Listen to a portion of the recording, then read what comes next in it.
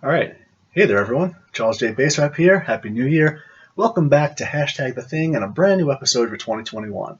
I'm in a slightly different setting this time around. I'm letting the kids play with Christmas presents and stuff in the main room, so I'm confined to the utility room with the comic books and stuff. So I apologize for the unusual clutter, but this is just what I got to do right now. It's just adapting, part of the whole quarantining together type deal.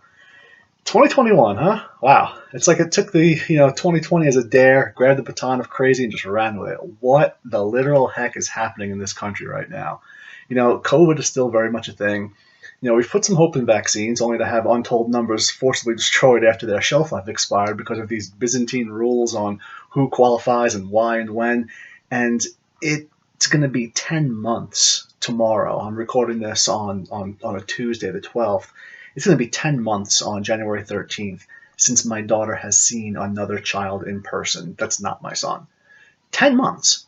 And she's not going back to school at all in person, nor is my son until the fall at the latest. And that's rough. It's rough for the kids, and there are still people who believe it's a hoax. Surprisingly, I don't even understand. The days to the inauguration are rapidly shrinking, and thankfully, we've had a smooth road from the election in November to this point, with cooler heads prevailing and a peaceful transfer of power underway. Except, of course, that's not the case, is it? No. If the events of January 6th are any indication, 2021 is going to get off to a rip-roaringly, exceptionally dark start. It's a shame that no one saw it coming. Except, of course, for those of us who did. Now, I was rewatching Iron Man 2 the other day, and when he lands at the Stark Expo, he sarcastically mentions all the things he's not saying, when in fact we all know he is. And I'm going to have my Tony Stark moment right now, because I'm not saying I warned in dozens of videos and posts that turning a blind eye to violence over the summer when justified peaceful protests were tarnished by destructive riots would create an equal and opposite reaction.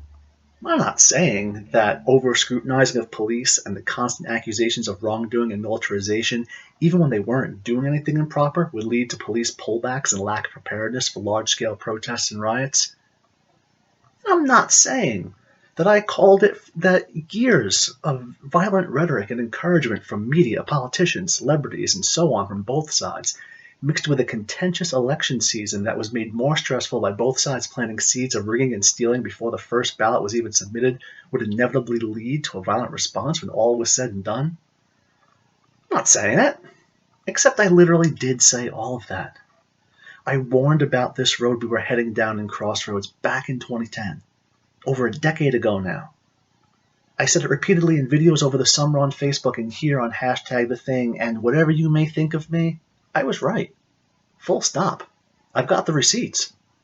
Now there's a lot to unpack from the fallout of the Capitol riots, and in this video, we're going to start talking a little bit about how the events over the summer, from the acceptance and normalization of violent agitators within Black Lives Matters and Antifa and the Proud Boys, and the ever-changing, for better or worse, tactics of the police that were placed under a microscope after years of systemic abuse in many areas, to the ever-increasing violence and rhetoric from celebrities extolling burning everything down and politicians refusing to condemn violence unless it supported their own ideologies. And I'm looking at you, outgoing President Trump. How did those play a role in what happened in D.C. at the Capitol? Further, we're going to look at the fundamental elements of the summer events and the Capitol incident, how they have similarities and differences, how and why responses were so varied, not just from the police, but from the public, from the media, politicians, and we'll reiterate the definition of terrorism and what it constitutes, and how, as evidenced by the hate mail and threats I received from friends and strangers and family alike, from my stances, highlight the role of social media in adding to a toxic environment, especially as sites like Facebook and Twitter begin their selective purging of all things they deem against community standards, while creating a very 1984 V for Vendetta type atmosphere I'm not really big on, all right? But first, I'm going to explain again what being an independent means, because there's a lot of confusion. It doesn't mean never taking a side. It doesn't mean never having a position. It doesn't mean that I feel in every instance that all sides are equally valid. It just means that when I formulate an opinion, whether I'm right or wrong, I try to do it based upon the preponderance of sources and facts from different sides, as opposed to sticking to a rigid dogma based on partisan or party loyalty. For some things, I don't feel there's two sides. Racism, sexism, homophobia, etc. Those are things I see no middle on. They're always unjustified. For things like gun rights, immigration, even things like Trump as a whole, there are arguments that can be made for different circumstances germane to each rather than sweeping broad brush paint strokes dipped in talking point paint. I don't come to conclusions because I'm on the right or left, but because I believe, again, right or wrong, that maybe one has the more compelling argument, and in some cases neither does, and I'll choose option C, whether that takes the form of something completely different or a hybrid of what I feel are the strongest cases that each side makes. For example, with my opening series on racism and policing, I made it very clear that I'm 100% for equity and fairness in policing, especially in our minority communities. But I don't believe in defunding or disbanding them. And I do support the fact that most cops aren't out there doing the wrong thing. But at the same time, those who are need to be removed from power legally because they sully the badge. Extreme right or left positions differ sharply from that. Do you see the difference? So moving on, let's touch on terrorism. Now, I explained what terrorism was from a legal standpoint, and it actually led to some great offline discussions as to how it could be applied to things like the Boston Tea Party or even the American Revolution as a whole, depending on what side of the fence you're on. And it was a lot of fun to partake in these thought exercises I had with some friends, and there were some great arguments that were made by the people that were involved for and against things, and they were fun, fair conversations held in good faith. And one of the things I really hoped would come from that was those types of discussions. But putting that aside, at the base of it, terrorism is legally defined as the unlawful use of violence and intimidation, especially against civilians, in the pursuit of political aims. Now, see, that last part, that's where people often get hung up when they ask things like, well, why wasn't the Las Vegas shooter a terrorist and Dylan Roof was? Sometimes they try to apply race or religious politics into it, but stripping it to the broad definition above, it's not just violent action, there's a political component. Whether it means overthrowing a government or trying to force policies to be enacted or changed by said government, whether at the state level, local level, national level, whatever it may be. It need not always be overt physical violence. It can be also intimidation through show of force, threats, etc. Not everyone who protested at the Capitol fits the definition, just like not everyone who protested at various demonstrations over the summer fit the definition. But there were elements within both events that certainly did, and that's where we're heading now. So let's keep all of that in mind going forward here, all right? There were a lot of similarities and a lot of differences between what transpired in the summertime and at the Capitol more recently. On the surface, I can see how people have trouble differentiating between the two, because we have large groups of angry, though statistically, to use the phrase, mostly peaceful protesters, and a minority contingent of the larger groups, seeking to carry out acts of violence and doing so. So why were the responses different? Of the public, of the media, of politicians, of the police? How did it get so bad? Well, for that answer, we do have to backtrack a bit to over the summer in brief. The protests in the summer were touched off by the unlawful murder of unarmed black Minnesotan George Floyd at the hands of police officers that were in use of excessive and unnecessary force for the situation. And that was something that was happening and had happened too often in America.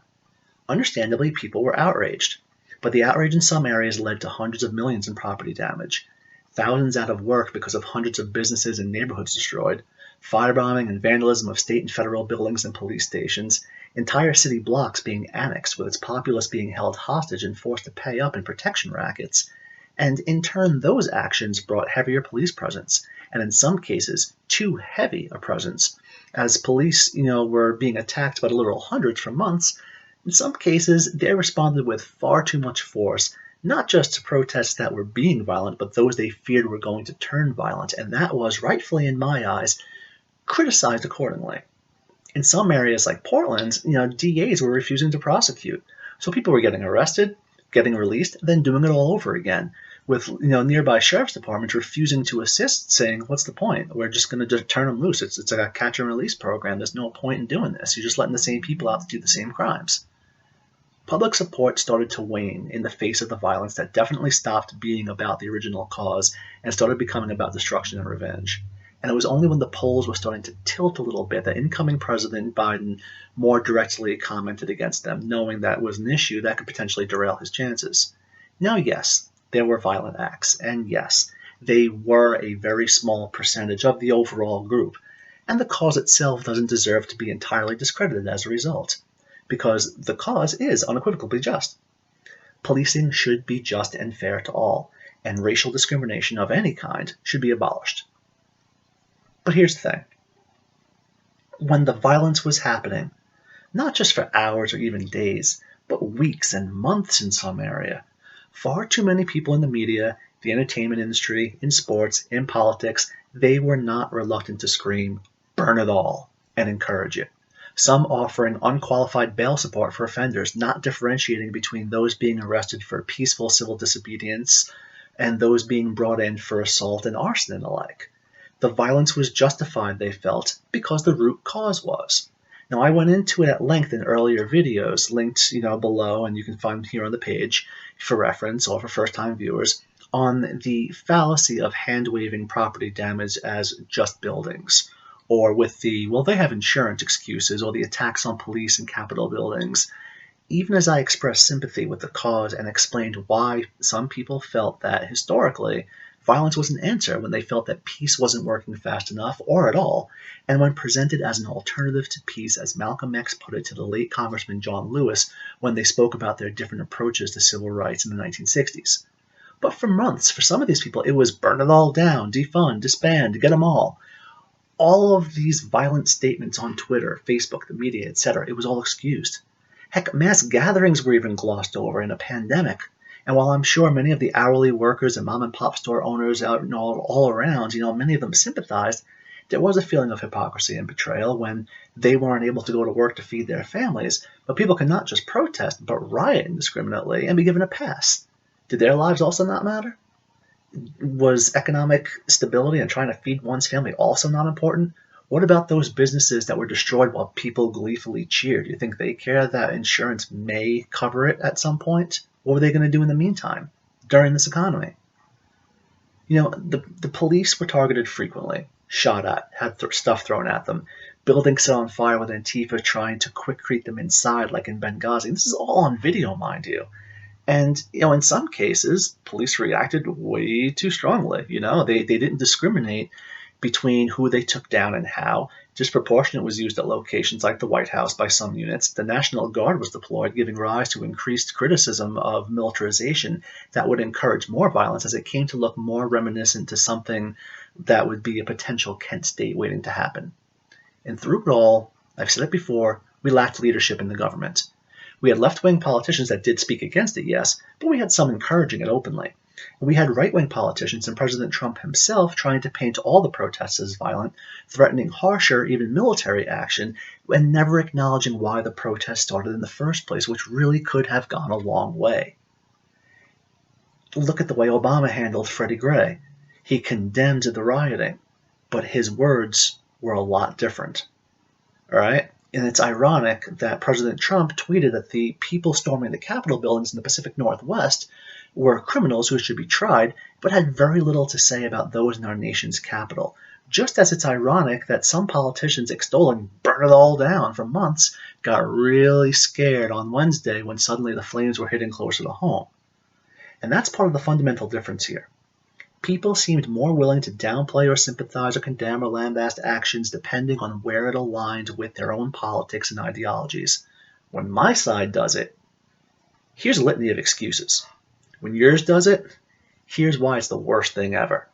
People who sat silently for months were up in arms with crocodile tears after an hour, and those who screamed everyone was a violent monster over the summer were suddenly hemming and hawing as the coverage unfolded at the Capitol. Because here's the thing, violence was wrong then, and it was wrong at the Capitol. Your cause to me, to many, does not justify wanton violence and assault. That doesn't mean the events were the same, though, because while both were definitely mostly peaceful, numerically, the cause at the Capitol, it wasn't based on something just. It was based on an erroneous conspiracy that the election was rigged and stolen, an argument that President Trump helped push and foster for weeks leading up to the day the Electoral College was to officially proclaim Joe Biden as the next president. Now, I've seen the YouTube videos, you probably have too, of briefcases under tables and pictures, of people registered in some states versus people voting, not lining up, etc. They've been proven false. And I know it's hard to trust fact checkers because, especially on Facebook, the fact checkers are often really bad at their jobs, and what they determine is true or false or mostly whatever. Eh, if Trump said it was partly sunny, a fact checker would flag it as mostly false because it was actually partly cloudy. I've seen a lot of unnecessary hair splitting and bias in many of the fact checks I've come across. But that doesn't mean they're all wrong, especially when you look at the full video, not the clip of the briefcase situation. Or you look at the numbers of the voters in Minnesota, for instance, and show that they had the number of registered voters from the last election compared to votes being received in this election. So yeah, chances are that there's going to be a little bit of discrepancy. It's different years. In episode 2 of Hashtag The Thing, I warned about this violence. I did. It's there. You can look it up. I warned that the left and right alike were planting seeds of stolen and rigged election before the voting even got underway, so when there was even a hint of something maybe being wrong, especially in the day and age of instantaneous internet outrage and conspiracies, it was going to pour napalm onto the already mostly peaceful fires that had been burning for months. I also said that Trump wasn't likely to accept defeat like an adult, and he proved me right, as did the diehards. That they do have, and I know some people don't like the word, but it's a cult-like mentality. That's not all Trump supporters, but there is a contingent that's the excess of all of the bad things Trump is accused of being. And if you're still denying that there are groups of white nationalists and the like backing him, and that were present at the Capitol with Confederate flags and all sorts of things like that, I really hope they come out with a stupid vaccine. I'm not even sorry anymore. This is one of those things there's no two sides on. It's true that not every Trump supporter or participant in the protests even is a racist or anything like that. But it's also true that there were several hundred people present in his name that were, and he did little to dissuade or distance them from him and encouraged them to keep fighting, saying if they didn't fight like hell, they wouldn't have a country anymore. Now, legally, it's hard to say that that's explicit incitement. And that's his defense, and it does have legitimacy to it because he, in fact, did not explicitly say, go storm the Capitol and take it by force. But we have Vice President Kamala Harris telling people to keep fighting, that the fighting shouldn't stop while riots were actively happening over the summer. It seems that could be cause inciting. It also seems that inciting seems also at times very much in the eye of those perceiving it. You can make the case that both were advocating for violence, but also the case that they meant it differently. And, in other realms, that's been an argument at religious root of the concept of jihad in Islam, as I explained, more in depth in Crossroads, where most Muslims believe the struggle is spiritual, and other groups like Al-Qaeda or ISIS or radical groups, they believe it must be through force.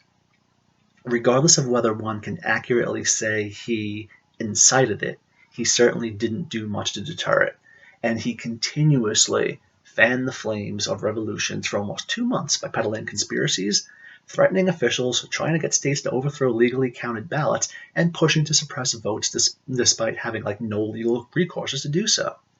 Had he been an adult and conceded, as I'm certain Biden would have done, though I have doubts that his diehards would have after 4 years of crying, "Not my president," every 3 seconds, this in all likelihood goes away, or at least isn't as prominent, because he kept egging on and feeding the conspiracy. He kept trying to fight an imaginary dragon, tilting at those windows while his ponchos, while they followed him and hung on his every word.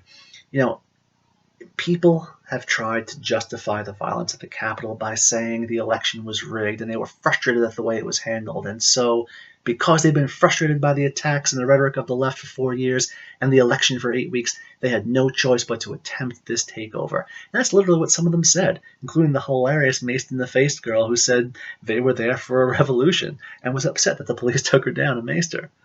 So let me get this straight for a second, all right? Let's back up.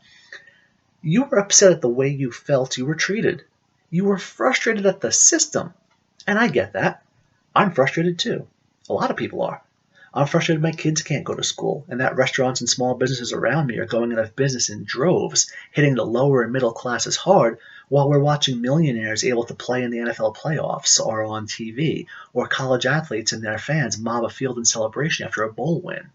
And that I wear my mask every day and follow all the rules, and I'm still a prisoner in this county and restricted to the same 2 places for nearly a year. So if you're frustrated, I get it. And I get not trusting the government. There's a definite problem when we have no term limits. And electing a president every 4 years, but allowing the same people to serve for 40 is like changing the drapes in your house every few years, but keeping the same leaky pipes and dilapidated furniture. It's really not bringing the room together, is it? But how do you think Black Americans felt over the summer? Think about that. They only got the right to vote a little over half a century ago and dealt with slavery and abuse for entire centuries prior, and still have to face racism and oppression today. You want people to feel bad for you because you believe wrongly that an election was stolen after refusing to acknowledge that this entire time? Really? Because I know more than a few people who called them every name in the book and swore they had it all easy, and now they're playing it. Now you're playing it being the victims. No, it doesn't work that way. It shouldn't be a contest, but if it was, you lost it. All right. Now, obviously, not everyone who supported the events at the Capitol was opposed to the events of the summer. That would be an unfair statement to make. But I raised the issue to put things into perspective for those others who see the Capitol as a just cause and the summer completely unwarranted in and of itself. The two causes are nothing alike. One is, frankly, as I've said, just. The other is nonsense. And you know what? It's America. You've got the right to believe in the latter and protest. Go for it. That's fine. You're wrong, provably, but hey, flat earthers have conferences too, all around the globe, I guess. So have at it. Go with it. But the second you start taking up arms and calling for a revolution and insurrection, well, now we're at a policing issue. If you watch the footage, a lot was scary. Still, photos are one thing, but they often don't tell the whole story and can be very out of context, depending on the moment they were taken and the angles and stuff like that. Seeing live and, unedited footage, that's something else. And I've talked to people that were down there, and that were, policing down there, and that's something else too, So what happened? How did they manage to breach what should be one of the most secure buildings in the nation that has an umpteen billion-dollar defense budget? There's a lot to that. And some of it does, in fact, go back to the summer. The night of the riots, I spoke briefly on air in a telephone interview on WBFF Fox 45 out of Baltimore. And I was asked what role I felt the summer's protests and riots had on that day that we're talking about, and if police being scaled back in some areas played any role. Some of it I've already gone into. I warned right here on Hashtag The Thing that the longer we allowed violence to go unchecked because we sympathized with a larger cause, the greater risk it ran of fulfilling a fundamental law of the universe that an equal and opposite reaction would arise. And we saw more infiltration and even outright instigation by far right-wing groups towards the tail end of things.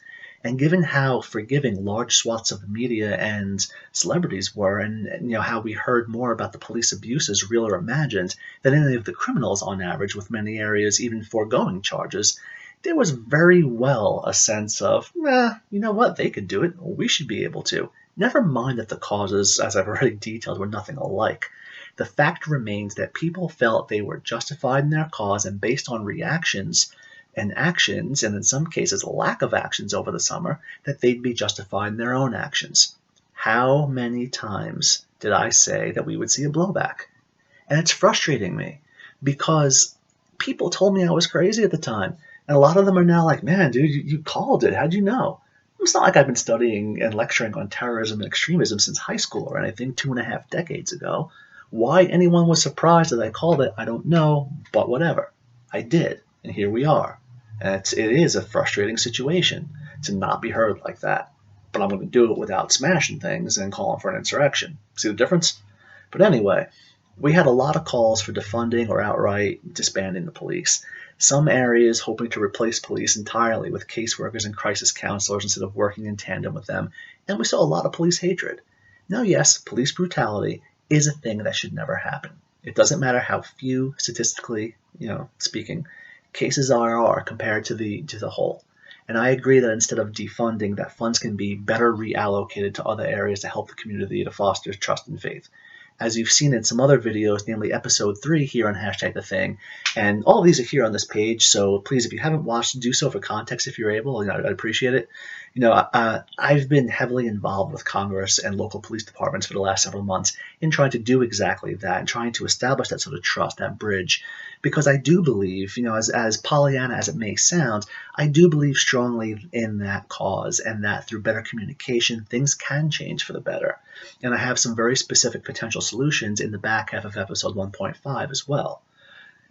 But while policing definitely deserved more scrutiny to ensure actual justice was being, was being carried out, it had the detrimental side effect of a constant bug under a glass feeling for many departments and officers, and we had record retirements, resignations, and even sadly suicides that became commonplace as police were either forced to scale back by their superiors or became unwilling to more fully engage for fear that anything they did would be an automatic allegation, as was happening frequently on social and regular media. And I spoke in the earlier videos about the cases in Lancaster, PA, and in DC, but there was also a recent case in Minnesota too, where evidence was overwhelmingly against the hot take narrative, and the police were in the right, but it didn't matter because as soon as the event happened, it was automatically assumed, here we go again. And that sort of thing is not helping, and people are understandably wanting to avoid that. It's not worth the hassle. So we're seeing record crime in a lot of these areas. Are you surprised? Now on one hand, there's a good in the sense that yes, policing should be looked at harder. It should be equitable. We should be on the lookout for those abusing their power. But when we, no pun intended, handcuff them and make it impossible to do their jobs effectively, well, like I've said, we have soaring crime rates in some areas. Many of those, not coincidentally, areas that people demanded police go away, only to subsequently be like, well, darn, I think we kind of didn't realize that they actually did do some good things. They weren't just all here to abuse us. Who knew? The funny thing about the situation at the Capitol was that many of the people who cried foul at real and perceived police overreaches over the summer, especially in the beginning at places like the White House, were mad the police weren't more heavy-handed. Well, you can't have it both ways. Even as an unarmed white woman was shot and killed by police, immediately there were accusations that if the group was black, it would have been Kent State, even though over 100 officers were injured at the White House protests in June alone, yet didn't shoot any of the protesters or rioters. One person said, imagine if this was BLM at that site. Well, I don't have to imagine. I saw it. I saw a great many of other places where police were literally told to give space and vacate the area. It doesn't mean there weren't any abuses, but, come on, let's look at things realistically here. Here in the aftermath of this, we're seeing federal charges, we're seeing arrests, we're seeing all of the people that participated being rightfully slammed, something we didn't often see over the summer, as CNN repeated mostly peaceful even as buildings in back of them were aflame. The police were forced to take a different approach to handling large groups because of the failures of the past, and that's good. They should adapt to that. They should move away from the heavy-handed tactics when they aren't needed. These failures of the past, and especially over the summer, are a specter over them. And as a result, they were caught understaffed, with the resigning chief saying he requested the National Guard like they had in the summer protests and riots. And I say both because both were occurring often simultaneously, even though the peaceful protests did not like what was happening in their name on the other side. But the sergeant at arms of the Senate didn't pull through. Why? Well, that's got to be investigated. Based on having spoken to former and current officers at the White House and the Secret Service, where I come from, and at the Capitol, where I came from, I should say, I'm no longer Secret Service, but I've learned that a lot of them are being warned off due to optics. Now, this is something I butted heads with while working at the White House when officers were asking for better equipment to protect ourselves and were rebuffed with the notion of optics by our superiors, that they didn't want the complex to look too militaristic. And I can see that point, even if I disagreed with it. But I just didn't feel that we should sacrifice safety for warm fuzzies. But it's what it was. And having been through that, I can see that being the case here. I don't know that for sure. I do not work with the Capitol Police. I have not talked to the chief or the sergeant at arms, so I don't know what the mindset is. I'd be curious to know because a lot of people are dying to know why. But people asked why the National Guard was there at the White House in June and not ready to go right away at the Capitol. Well, for one, it's two different places. You're going to have two different types of security procedures. We're not all the same. Even though they're federal agencies and federal buildings, there's different sets of governance in place. Two, leading up to the events in June at the White House, we'd already had national protests, of which several had turned very violent. So there was a precedent and a reasonable belief it could happen there, and that they were scaling fences trying to get into the White House is proof positive of that. I know several officers at the White House that were injured trying to stop exactly that. What do people condoning that think they were going to do once they'd gained access? Probably a lot like what the people at the Capitol did, right? Do you see now how that parallel is there? How you're crying about what you saw that with them scaling the walls, and they're obviously going there to cause trouble, and what happened over the summer that you were kind of like, well, it's okay. Hmm. See where that falls? That's what I've been talking about, right?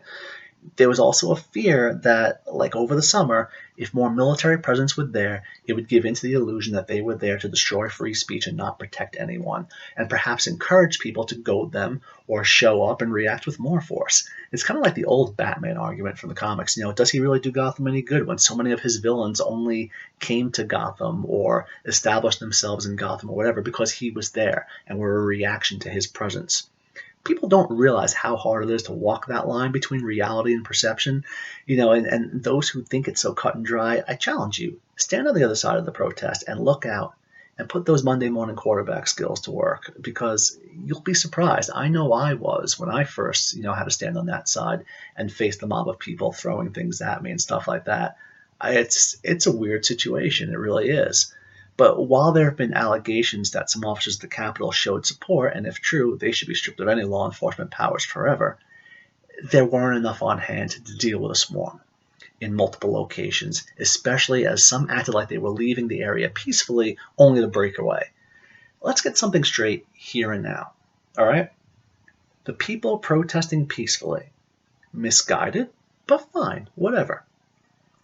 The ones who illegally trespassed and stormed the national capital, looted, rioted, destroyed, and were in at least some way responsible for the deaths of at least 2 police officers, one from presumed cardiac arrest, the other from suicide thought to be brought on by the coverage of it and the stress. Those people? Terrorists. Not sorry.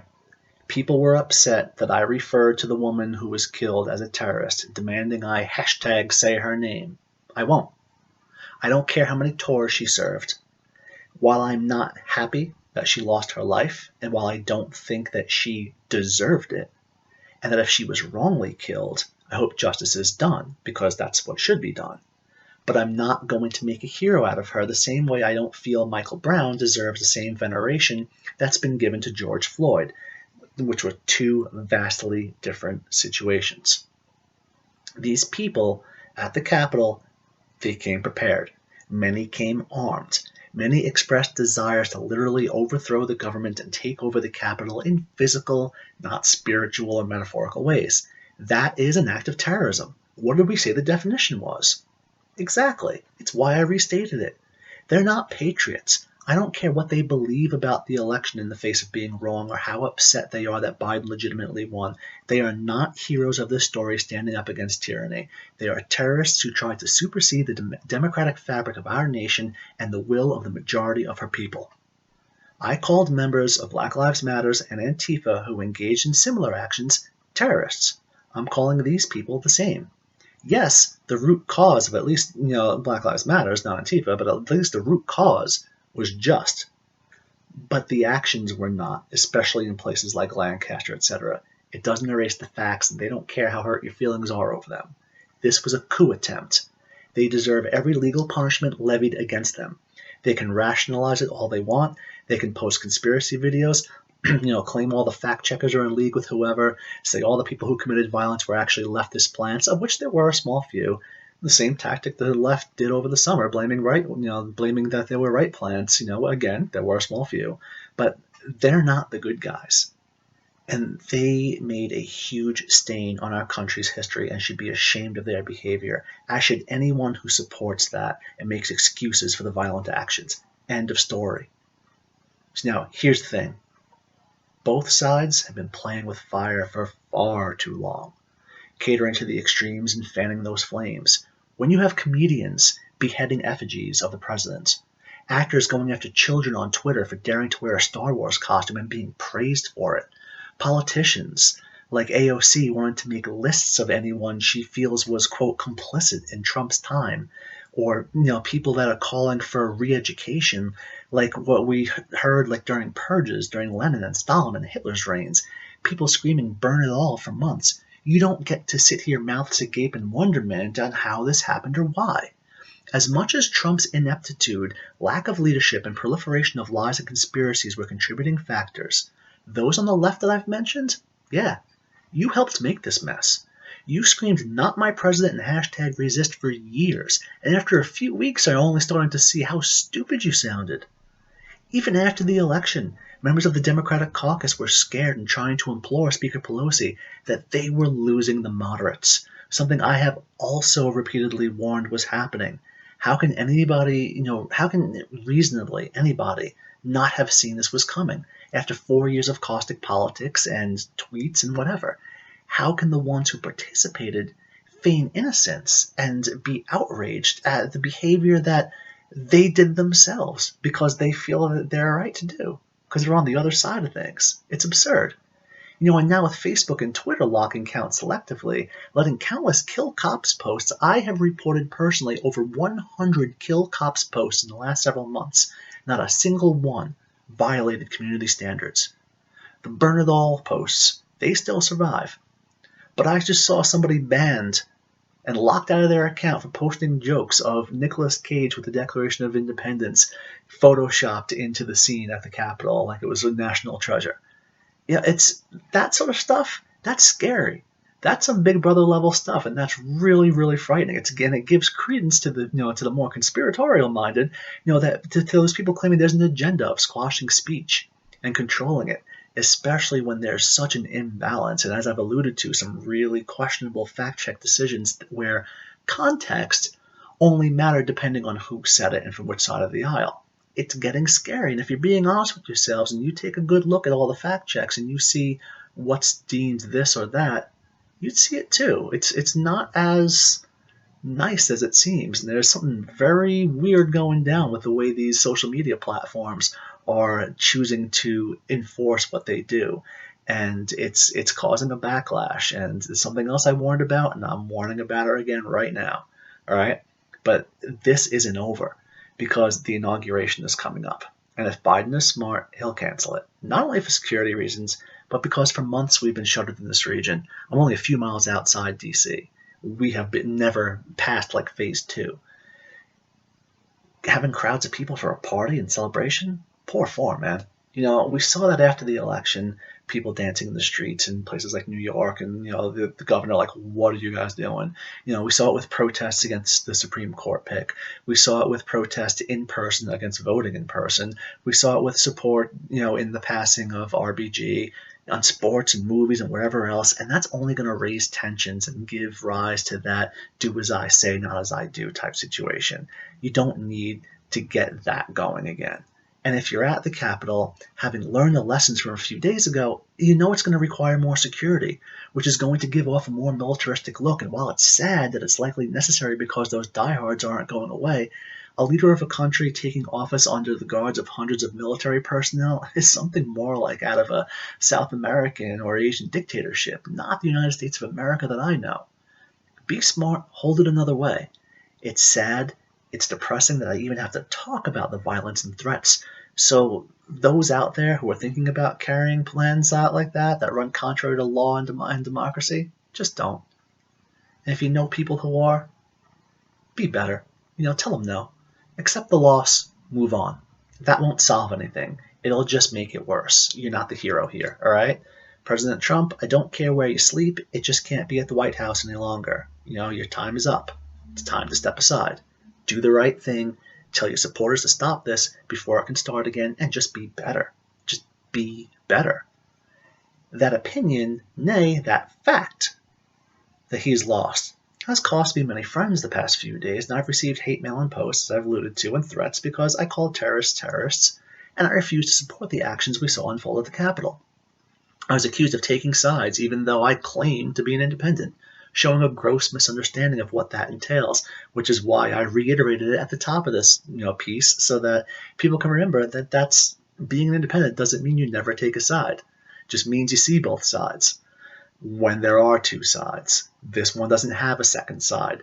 There's a legitimate election here and conspiracy here. Those aren't two sides. Those are not two sides of a coin. That's not. This is no. All right?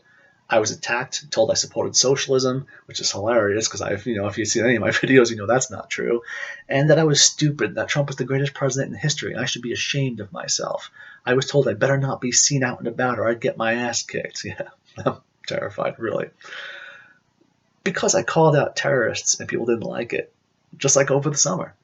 And I know I can be an acquired taste and abrasive and cocky. That's just how I am. But you know what? I'm not backing down. There are parts of this president's movement that act like a cult so clearly that even someone with cursory readings of psychological profiles of such a group can readily identify them. And what happened at the Capitol was not the same as what happened in the summer. I condemned and continue to condemn the violence of the summer, as well as the hypocrisy of those on the left and right alike for how they frame the narratives in accordance with their political leanings. But I'm not here to be on the side of a political ideology. I'm here to make my call on logic and facts, and both dictate that what happened at the Capitol was a wrong action, that the election was not stolen, that Biden is our legitimate president, and that the country needs to make a choice right here, right now. Do we want to continue allowing partisanship to drag us further apart by catering to the fringes and extremists, or work together to put the U in USA back where it belongs for all of the people of this land? There's a place in my life for Trump and Biden supporters alike. There's a place in it for proponents of police reform and proponents for officer rights and safety. But there's no place for those, whether they be friends or family, who encourage violence and insurrection and terrorism and support those things. And obviously racism, sexism, all that stuff goes without saying. No place for that. That's my line. You don't like it, stand over there, direct your questions to the brick wall out back, because that's got a better chance of giving you the satisfaction you crave. I thank you all for joining me here on the first hashtag the thing of 2021. I wish you all, truly all of you, regardless of your thoughts on things, on me, or whatever, safety and peace as we hopefully move towards, a post-COVID and hopefully more cooperative world. This has been Charles J. Baserap at hashtag the thing. Hit subscribe, hit like, hit me up if you have something to say. Thanks for coming, all right? Be well, folks. Stay safe.